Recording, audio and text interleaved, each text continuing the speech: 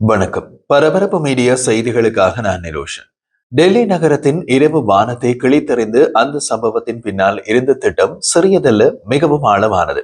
இந்திய உளவுத்துறை என்ஐஏயின் ரகசிய உளவு குழுக்களின் விசாரணை தாக்குதலின் மர்மத்தை உடைத்தறிந்து முதல் முக்கிய தடயம் கிடைத்துவிட்டது. அடையாளம் தெரியாத முகங்கள், மறையாக்கத்தில் பூட்டப்பட்ட கோப்புகள், பல மாநிலங்களுக்கு பரவிய மர்ம பாதைகள், இதெல்லாம் சேர்ந்து ஒரு மிகப்பெரிய குழு செயல்பட்டது என்பதை உறுதியாக்குகிறது. இந்த காணொளியை நீங்கள் ஏன் பார்க்க வேண்டும், இதில் என்ன இருக்கிறது என கிடைத்துள்ள புதிய தடயங்கள் இந்த வழக்கின் திசையையும் மாற்றிவிடும் அளவுக்கு சக்தி வாய்ந்தவை. புதிய தொடர்புகள் தெரிய வந்துள்ளன. ஒரு முக்கிய சந்தேக நபர் சிக்கியிருப்பது மட்டுமல்ல, அவரின் தகவல்கள் இன்னமும் ஆழமான ஒரு பின்னணியை காட்ட தொடங்கியுள்ளன. அதைத்தான் இந்த காணொளியில் பார்க்க போகின்றோம். இந்திய உளவுத்துறை என்ஐஏயின் ரகசிய புலனாய்வின் துல்லியமான கண்டுபிடிப்புகளை எளிமையான தமிழில் விரிவாக காண வாருங்கள், காணொளிகள் போகலாம்.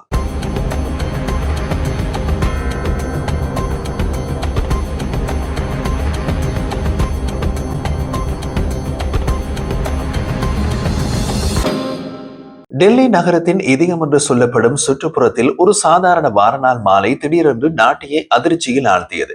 ஒரு சாதாரண காரில் வெடித்து அந்த வெடிப்பு மிக சிறியதாக தோன்றினாலும் அதன் பின்னால் செயல்பட்ட ஒரு ரகசிய குழுவின் திட்டம் மிக பெரியது. அந்த குழு எவ்வளவு தொழில்நுட்ப அறிவு கொண்டது, எவ்வளவு துல்லியமாக செயல்படுத்தப்பட்டது என்பதை பின்னர் இந்திய தேசிய உளவுத்துறை என்ஐஏ கண்டுபிடித்தது. இப்போது என்ஐஏயின் புலனாய்வில் முதலாவது பிரேக் த்ரூ கிடைத்துள்ளது. அது முக்கிய சந்தேக நபர் ஒருவர் என்ஐஏயின் கைகளில் சிக்கியுள்ளார். இனி புலனாய்வு சூடு பிடிக்க போகின்றது. அதை இந்த காணொளியில் விரிவாக ஆராய போகின்றோம். முழுமையாக பார்க்க தவறாதீர்கள்.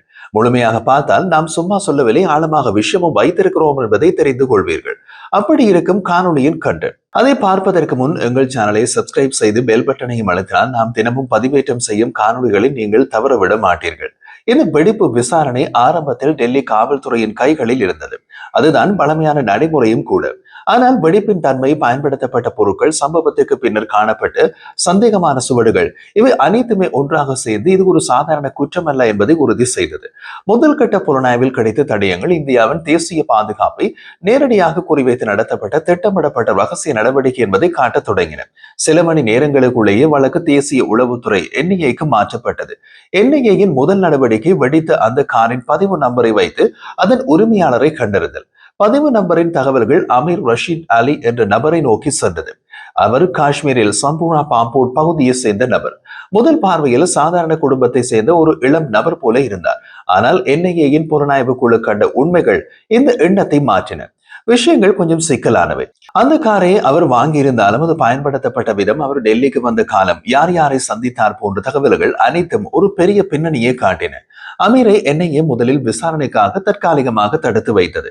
நீண்ட ரகசிய விசாரணைக்கு பின்னர் அவரது பங்கை உறுதிப்படுத்திய என்ஐஏ நேற்று நவம்பர் 16ஆம் தேதி அவரை அதிகாரப்பூர்வமாக கைது செய்தது. புலனாய்வாளர்கள் கூறுவதின்படி அமீர் தனியாக செயற்படவில்லை. அவர் மற்றும் ஒரு சந்தேக நபரின் முக்கிய கூட்டாளி. யார் அந்த மற்றொரு சந்தேக நபர்? அவர் இந்த வெடிப்புக்கு நேரடியாக தொடர்புடையவர். டெல்லி நகரத்திற்கு காருடன் நுழைந்து இறுதி தருணம் வரை அந்த காரை இயக்கிய நபர். அவர்தான் உமார் உன் நபி. யார் இந்த உமார் உன் நபி? இதுதான் இந்த வழக்கின் உண்மையான திருப்பம். உமார் ஒரு சாதாரண நபர் அல்ல. அவர் புல்வாமாவை சேர்ந்தவர். ஆனால் வாழ்ந்தது ஹரியானா மாநிலத்தில் உள்ள ஃபரீதாபாத் நகரில். அவர் அங்குள்ள அல்ஃபலாத் யூனிவர்சிட்டியில் ஒரு மருத்துவ துறையில் உதவி பேராசிரியராக பணிபுரிந்தவர். ஒரு மருத்துவர், அது கூட மருத்துவக் கல்லூரியில் பணிபுரியும் ஆசிரியர். இப்படிப்பட்ட ஒருவர் எவ்வாறு ஒரு வெடிப்பு திட்டத்தின் மையக்கல்லாக மாறுகிறார் என்பதுதான் இந்த வழக்கின் முதல் பெரும் கேள்வி. உமரிடமிருந்து இரண்டாவது வாகனத்தையும் என்ஐஏ கைப்பற்றியது. அந்த வாகனத்தில் கிடைத்த டிஜிட்டல் சாதனங்கள், பத்திரங்கள், வேறு தடயங்கள் அனைத்துமே தனித்தனியாக ஃபாரன்சிக் ஆய்வுகளுக்கு அனுப்பப்பட்டன. இதுவரை 73 பேர் விசாரணைக்கு அழைக்கப்பட்டுள்ளார்கள். வெடிப்பில் காயமடைந்தவர்களும் அருகில் இருந்த சாட்சி நபர்களும் அந்த பகுதியில் வர்த்தகம் செய்த வியாபாரிகளும் அந்த நேரத்தில் அங்கு கடந்து சென்ற பயணிகளும் விசாரிக்கப்பட்டனர். ஒவ்வொருவரின் தகவல்களும் விசாரணைக்குள் சேர்க்கப்பட்டுள்ளது. இந்த வழக்கின் விசாரணை ஒரே மாநிலத்தில் இல்லாமல் டெல்லி, ஜம்மு மற்றும் காஷ்மீர், ஹரியானா, உத்தரப்பிரதேசம், மேலும் பிற மாநிலங்களுக்கும் பரவி உள்ளது. காரணம், இதில் தொடர்புடைய குழு பல மாநிலங்களில் விரிவடைந்த ஒரு குழுவாக இருக்க வாய்ப்பு இருப்பதாக என்ஐஏ நம்புகின்றது. அந்த குழுவின் தன்மை, அதன் அமைப்பு, அதன் தொழில்நுட்ப திறன், இவை அனைத்தும் மிகவும் பயிற்சி பெற்ற, மிகவும் கவனமாக செயற்படுத்தப்பட்ட தன்மையை காட்டுகின்றன. இப்போது அடுத்த சிக்கலுக்குள் போகின்றோம். வெடிப்பு நடந்த இடத்தில் கிடைத்த 3 9mm துப்பாக்கி தோட்டாங்கள் விசாரணையை இன்னமும் சிக்கலாக்குகின்றன. 2 தோட்டாக்கள் பயன்படுத்தப்படாமல் இருந்தன. ஒன்று வெடித்திருக்கிறது. ஆனால் அதனை சுட்ட துப்பாக்கி கிடைக்கவில்லை. துப்பாக்கி எங்கே போனது? கொண்டு வந்தவர்கள் அதை எங்கு மறைத்தார்கள்? எப்படி மறைத்தார்கள்? இது முன்கூட்டியே திட்டமிடப்பட்ட செயலா? இந்த கேள்விகளுக்கு இன்னமும் பதில் கிடைக்கவில்லை. என்ஐஏ இப்போது செயல்படும் முறை சாதாரண விசாரணையை விட மிகவும் அதி ரகசியங்களையும் துல்லியத்தையும் கொண்டது. அதிகாரப்பூர்வ தகவல்கள் வெளியிடப்படாமல் ஒவ்வொரு தகவலும் பல படிகளாக உறுதி செய்யப்பட்ட பிறகு மட்டுமே அடுத்த நிலைக்கு செல்கின்றது. தகவல் கசிவு ஏற்படாத வகையில் முக்கிய அதிகாரிகள் மட்டுமே சில விவரங்களை அறிந்திருப்பதாகவும் தெரிகிறது. அதாவது இந்த வழக்கு வெளி உலகில் எளிய குண்டுவெடிப்பு புலனாய்வு என்று தோன்றினாலும் அதன் உட்புறம் முற்றிலும் வேறுபட்ட புலனாய்வு அடுக்குகளால் நிரம்பி இருக்கின்றது. இதில் தொழில்நுட்ப விவரங்கள், நிதி வழித்தடங்கள், டிஜிட்டல் தகவல் பரிமாற்றங்கள், நாடு கடந்து செல்லும் தொடர்புகள் என்று பல கோணங்களிலே விசாரணைகள் நடக்கின்றது.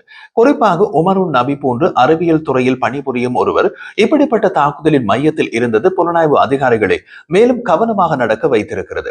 மருத்துவத்துறையில் உயர்ந்த படிப்பை முடித்து பல ஆண்டுகளாக பொது மருத்துவம் சம்பந்தமாக மாணவர்களுக்கு கற்பித்து வந்தவர். இவரை போன்ற ஒருவர் இந்த பாதையில் செல்ல காரணம் என்ன? யார் அவரை இதில் சேர்த்தார்கள்?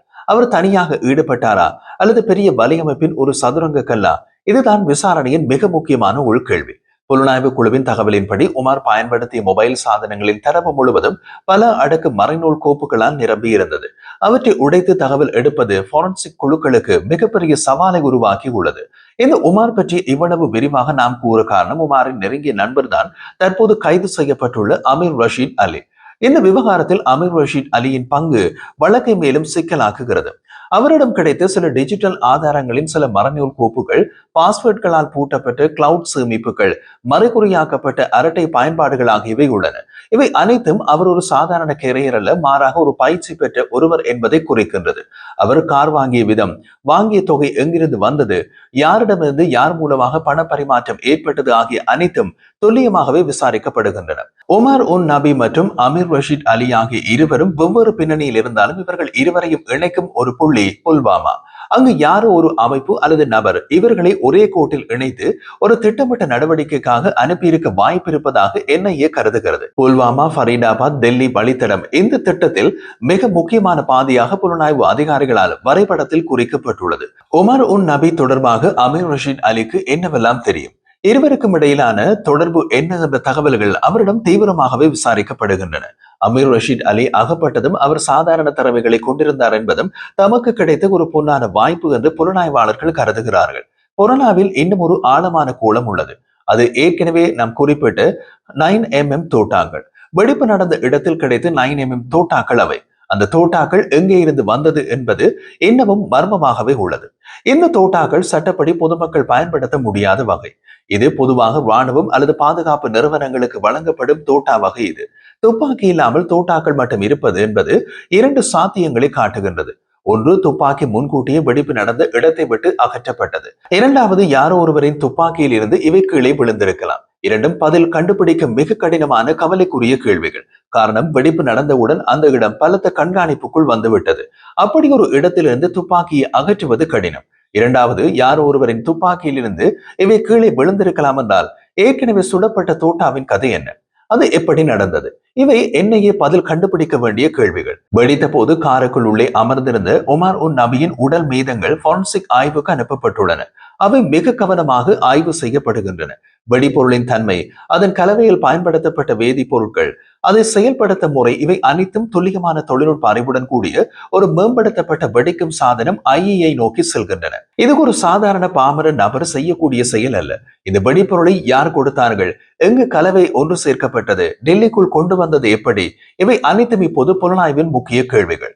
இந்த இரண்டு சந்தேகப்பட்ட நபர்களின் குடும்பங்கள், நண்பர்கள், பழக்கமானவர்கள் அனைவரும் இப்போது உன்னிப்பாக கண்காணிக்கப்படுகின்றார்கள். சிலரிடம் என்ஐஏ ஏற்கனவே பல மணி நேர நீண்ட விசாரணையில் நடத்தியுள்ளது. இருவரின் போக்குவரத்து விவரங்கள், போன் தகவல்கள், ஆன்லைன் நடத்தைகள், டிஜிட்டல் தடயங்கள் அனைத்துமே கவனமாக பொருத்தப்படுகின்றன. புலனாய்வு தொடர்பாக மேலதிக தகவல் கிடைக்கும் போது அவற்றை பரபரப்பு மீடியா யூடியூப் சேனலை பதிவேற்றம் செய்வோம்.